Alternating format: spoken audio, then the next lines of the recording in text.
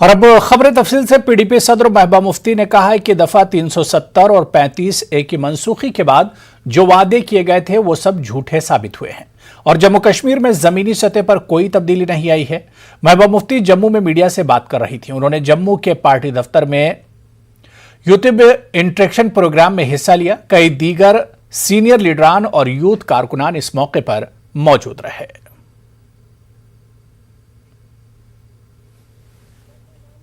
बात है ना कि 370 हटेगा तो दूध की नदियां बहेंगी, कुछ भी नहीं हो रहा है। यहाँ ही नहीं, हर जगह बहुत सारे प्रोजेक्ट जो हमने शुरू किए थे वो बंद के बंद पड़े हैं, वहीं पड़े हैं। बल्कि नौकरियों में 48 साल उम्र करो, नौकरियों में लोगों को निकालो, पासपोर्ट के लिए ये कागज लाओ, नौकरी के लिए वो कागज लाओ। ये तो सारे फरमान रोज बरोज आते रहते हैं, करते तो कुछ भी नहीं है ये लोग। और करप्शन, इतनी करप्शन जम्मू कश्मीर में कभी नहीं हुई जितनी आजकल हो रही है। हर डिपार्टमेंट में करप्शन है और गरीब आदमी का जीना मुश्किल हो रहा है। ऊपर से महंगाई, ऊपर से पेट्रोल महंगा, हर चीज महंगी हो रही है।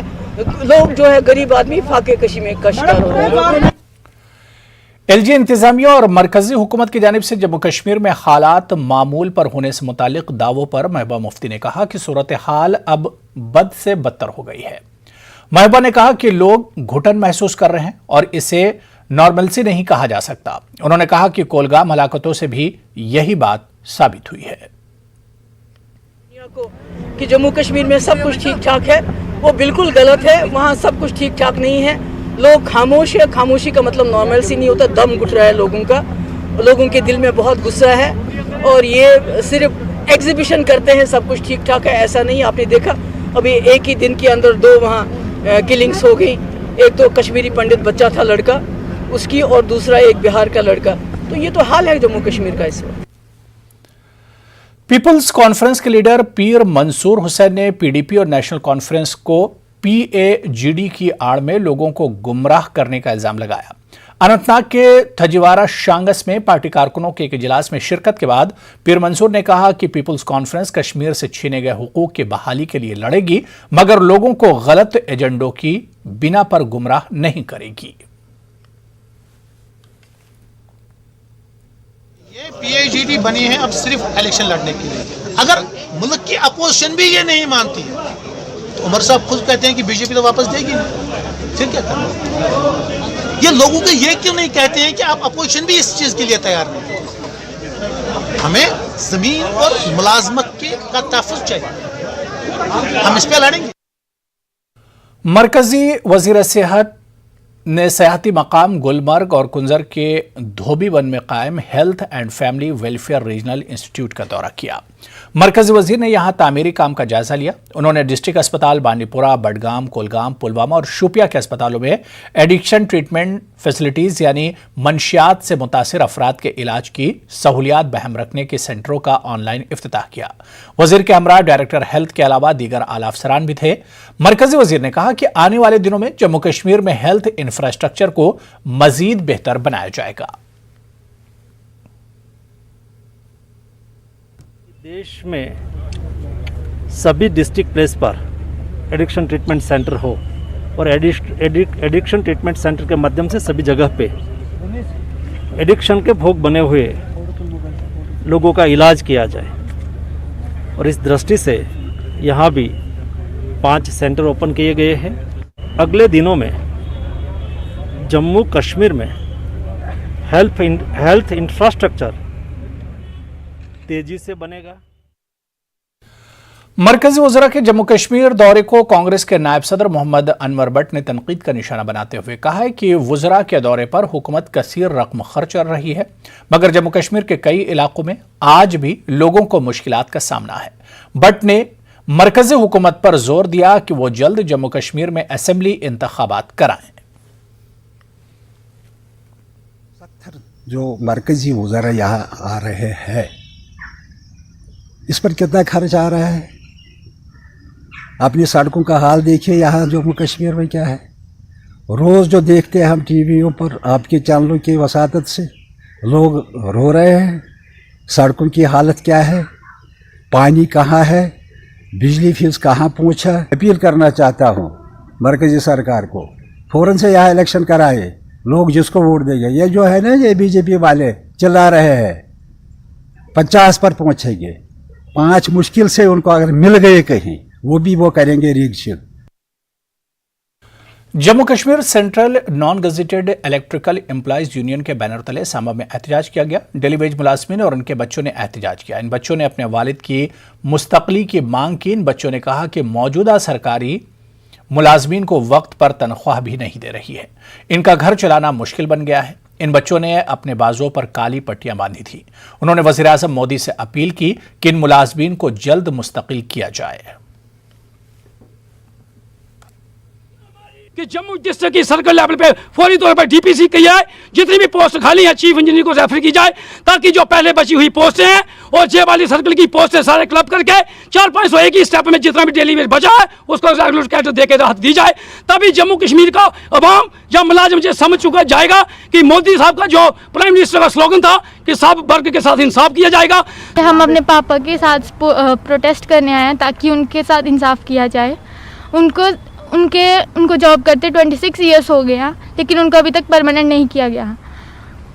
उनको परमानेंट नहीं करने के कारण हमें बहुत इश्यूज आ रहे हैं। हमें स्कूल में फ़ीस नहीं दे पा रहे हैं, ट्यूशन में बहुत प्रॉब्लम आ रही है और घर में भी बहुत प्रॉब्लम्स आ रहे हैं। इसलिए उनको जो पेंडिंग वेजेस है वो भी दी जाए और उनको परमानेंट किया जाए ताकि हम आगे अपनी पढ़ाई कंटिन्यू कर सकें और हम अच्छे से अच्छे स्कूल में पढ़ सकें। 6700 रुपीज़ ये पे देते हैं मंथ की, वो भी कभी कभी देते हैं, 6 महीने के बाद दे दी, 3 महीने के बाद दे दी। 200 रुपया किलो तेल जा रहा है। हम फीस दें ट्यूशन की, दूध का दें, बिजली का बिल दें, पानी का दें, जहाँ स्कूल की ट्यूशन पे बहुत सारे होते हैं। किसी के घर पे भी जाना हो तब भी हम रहने देते हैं कि हम कैसे कर पाएँ। तो हमारी यही मांग है कि हमारे पापा को पक्का किया जाए। यूनाइटेड कश्मीरी संघ प्रोग्रेसिव फोरम ने श्रीनगर में एलजी मनोज सिन्हा से मुलाकात की। उन्होंने सिख तबके के मुतालबात को उजागर किया। फोरम के चेयरमैन ने कहा कि उन्होंने जम्मू कश्मीर में सरकारी नौकरियों में सिखों को रिजर्वेशन देने की मांग की है। दीगर मुतालबात के हवाले से भी एक मेमोरेंडम पेश किया गया। उन्होंने मुतालबात पूरे होने की उम्मीद जताई है। मंगें थी जो हमारी कुछ मंगें पिछले 70 साल से पेंडिंग थी, जिनके लिए हम काफ़ी बार गवर्नमेंट को हमने बोला है कि जो कश्मीर का सिख है इसकी कोई सुनवाई नहीं है। तो आज इसको सीरियस लिया गया। हमें पूरी उम्मीद है कि जो हमने मंगे रखी हैं, जिस तरह मिनॉरिटी कमीशन जो है वो पूरे कंट्री में लागू है, यहाँ तक आज तक कश्मीर के जो जम्मू कश्मीर के जो सिख रह रहे हैं उनको मिनॉरिटी कमीशन का स्टेटस नहीं मिला है। और एक वो हमने आज बात की कि हमें वो स्टेटस मिलना चाहिए। और कोई भी रिजर्वेशन, जिस तरह जिस तरह एक रिजर्वेशन की बात चल रही है, तो हमने जो हमारे कश्मीर में खासकर जो कश्मीर में सरदार लोग रहते हैं उनके लिए हमने रिजर्वेशन की बात की है। आगे बढ़ेंगे। अनंतनाग के सालिया इलाके में कायम मुकद्दस पापरनाग में 32 बरस के बाद हवन और खुसूसी तकरीब का एहतमाम हुआ। कश्मीरी पंडितों ने लंबे अरसे के बाद इस त्योहार में शिरकत की और खुशी का इजहार किया। मकामी मुसलमानों ने भी खुले दिल से पंडितों का इस्तकबाल किया। देखिए न्यूज़ 18 के सीनियर करस्पॉन्डेंट मुदस्सिर कादरी की यह खास रिपोर्ट।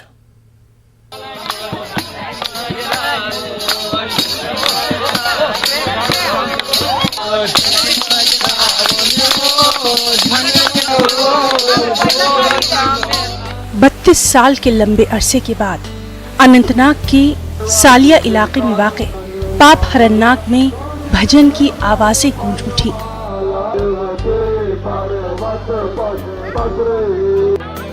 पाप हरन्नाग ट्रस्ट की जानिब से कश्मीरी पंडितों की वादी से हिजरत के बाद पहली बार इस तरह का प्रोग्राम मुनक्किद किया गया।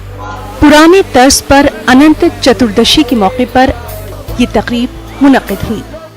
मजहबी एतबार से ये जगह काफी तारीखी और अहमियत की हामिल है और इसका जिक्र हिंदू पुराणों में भी मिलता है। बहुत ही बड़ा प्रसिद्ध एक स्थान है।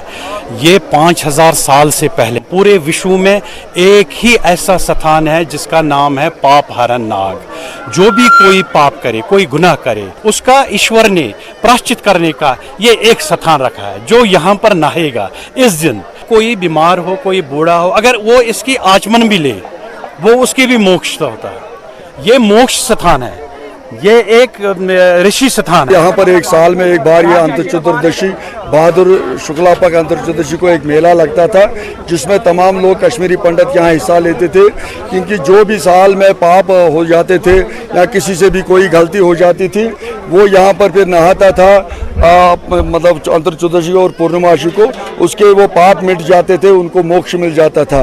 32 साल के बाद यहाँ सालिया के लोग आए, सालिया पापरनाग कारकुटनाग की कमेटी आई है, उन्होंने यहाँ पर एक बड़ा यज्ञ रचाया है। 32 वर्षों के बाद इस तरह की तकरीब यकीनी तौर पर लोगों के लिए काफी खुशी का बाइस है। न सिर्फ पंडित बल्कि मकामी मुसलमानों ने भी इस तरह के त्यौहार पर पुरानी यादों को ताज़ा किया। पंडितों और मकामी मुसलमानों ने एक दूसरे के साथ मिलने के बाद काफी मसरत का इजहार किया। वारिया खुश यह शुबन ये कश्मीरस मज यन रोजुन यहंद सु शुबन यम सान सु शुबन गोस बे प्रेम पठन सो माय तो मोहब्बत रोजुन बे बदस्तूर। हम बड़ा खुश हुए यहाँ आकर 32 ईयर्स के बाद जो यहाँ हवन हुआ, हमें बहुत अच्छा लगा। यहाँ के लोकल लोगों का सपोर्ट मिला, प्यार मिला, आंखें भर भी आई बहुत बार कि देख के कि ये चीज़ हमने मिस की। हम बिल्कुल छोटे थे, 2 साल के थे, 3 साल के थे जब ये जगह छोड़ के गए। तो अब हम ऊपर वाले से यही प्रार्थना करते हैं कि बिल्कुल पहले की तरह जो 32 ईयर्स पहले यहाँ पर एनवायरनमेंट था वैसा ही वातावरण फिर हो जाए, लोग फिर से हंसी खुशी आपस में प्यार से रहें। अगरचे मकामी आबादी ने हमेशा पाप हरनाग जैसी तारीखी और अहम जगह का तहफ़्फ़ुज़ यकीनी बनाने की हर मुमकिन कोशिश की है। सरकार से भी इस जगह की शान रफ्ता बहाल करने का मुतालबा किया जाता रहा है। ऐसे मुकामात से न सिर्फ मजहबी अकीदा जुड़ा है बल्कि इन्हें कश्मीर की मीरास भी तस्वुर किया जाता है। हम जो गवर्नर महोदय हैं, हम उससे अपील करते हैं कि ये जो डिस्ट्रक्शन हुआ इस धार्मिक स्थल का पिछले 32 साल में, इसको रिवाइव करने की ज़रूरत है और इसमें ट्रस्ट और जो बाकी मेंबर्स हैं कम्युनिटी के, उनकी कोऑर्डिनेशन और कोऑपरेशन की ज़रूरत है ताकि जो ये प्रोमिनेंट तीर्थ स्थान है इसकी ग्लोरी जो है उसको फिर से रेस्टोर करें। 3 दहाइयों बाद पाप हरनाग में लोगों ने पुराने दिनों को खूब याद किया और ये बात भी आया है कि इतनी लंबी दूरी के बावजूद दोनों तबकों के लोगों के दिलों की कुर्बतों में कोई फर्क नहीं आया। ये एक खुशाइन पहलू है। न्यूज़ 18 उर्दू के लिए मुदस्सिर कादरी की रिपोर्ट। एलजी मनोज सिन्हा ने अवाम की आवाज़ रेडियो प्रोग्राम के दौरान कहा है कि जम्मू कश्मीर के तारीखी रीति रिवाज, सकाफत और मजहबी हमआहंगी को दोबारा बहाल करने के लिए सरकार ने हाल ही में बड़ा फैसला लिया है। तकरीबन 44,000 घर रिलीफ और बाज़ाबातकारी महकमे में दर्ज हैं। जिन खानदानों को अपनी जायदाद कलील कीमतों पर फरोख्त करने पड़ी थी, इन खानदानों से अपील है कि वो वेबसाइट के जरिए अपना इंदराज करें।